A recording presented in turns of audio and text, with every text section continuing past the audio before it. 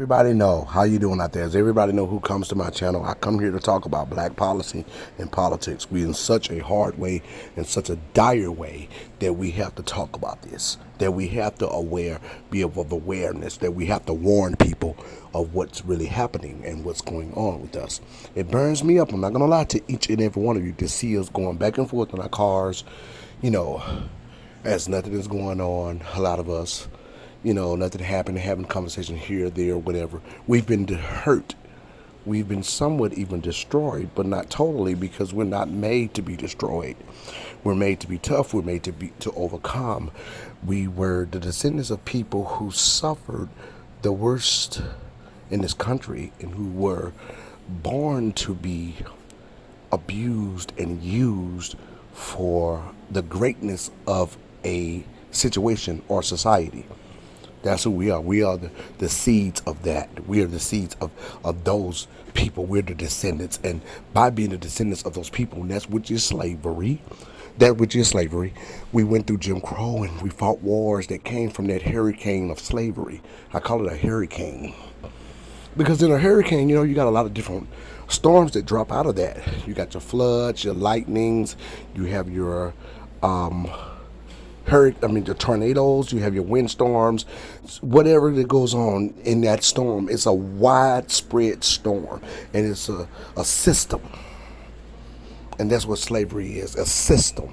And it's a widespread storm. But the only people that really get the brunt of it and the pain of it is the actual people who are the actual slave, the actual people who are the prize, the source of that. Now, there's a beneficiary too, and that's the whole reason for slavery.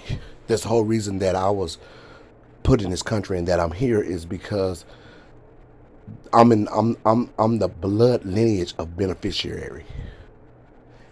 I'm the blood lineage of beneficiary for this country, in terms of wealth, in terms of safety, in terms of finances, in terms of things, in terms of vanities, even. But yet, I don't share any policy way by Constitution, and the policy that I have for me have not been implemented in terms of my community as a group. So I can be self-made, but I can't refer to a community that is protected by policy and by legislation and way of Constitution in terms of my rights. My rights are sitting there. They have not been instrumental to me. They have not been instrumental to me as a descendant of slavery.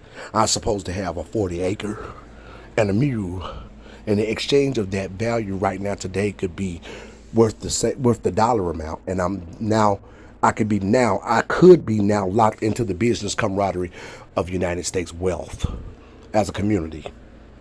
I could now exchange in terms of my land, whether it's an apartment building built, whether it's a Walmart on it, whether it's business camaraderie. You grow things, you can chop wood, you can make money here and there, you can farm. Well, there's been a systemic racism practiced against me as a group concerning it, simply because of the United States government failure of not implementing laws regarding me. And I am the story, the pain, and the beginning and the birth of this nation, America, the United States, as a descendant of slavery. I had to hear the stories throughout my childhood. I had to understand what happened when my grandmother baked biscuits and made homemade syrup to tell us that's all they had. They had to travel to this and that. I had to see the pictures of people that are melodic because my ancestors were a bedwench. And yes, there's some people in my family, we are light skinned. Some of us even have blue eyes, but we're still the Negro. We're still black people. Well, all black people, let's talk about it. All black people got family members like that. We're black folks. We're not necessarily Africans. We've been here long enough to be a people now. Everybody's from Africa, if you want to be technical. So if you look at it, descendants of slaves, we are a people now.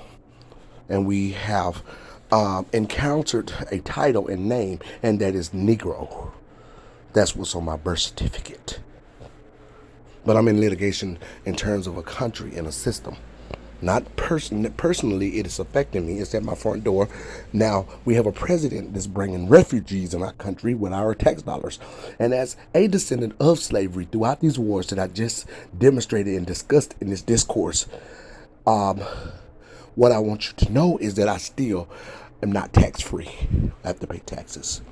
So in terms of me paying taxes, I'm paying for people's lives that come here, refugees, people getting stuff, DACA for the illegal immigrants, all kinds of sorts of things. But in terms of racism still being here and not being protected, other people now practice it who come here, not just white supremacy. Other people now who practice that now. And now we are the country's slaves. This is something different than chattel slavery. It is economic slavery. It is political slavery. It is social subservitude in terms of not being able to access things other groups can. It's still the apparatus of the wealth in the country as a floor, subservient. So we're slaves in certain sectors of the country, and those of who understand it, like me, we mirror the understanding of it and we live it. But those who don't understand it still suffer it. People who have suffered the mental breakdown of not understanding how they exist truly in terms of historical existence. You wouldn't tell a slave he's important, that there was people that you couldn't enslave that came from his legacy, like Frederick Douglass, so that he can mirror that in school or in educations. Simply because you don't want them to know that, because they are not supposed to know the importance of who they are. So you don't tell them that. You don't tell them that. What's that? Right. So you don't tell them that, and this is what we're talking about. So we'll be back to talk some more. But as I always end this, the way I do, I have to end early. Cut the check.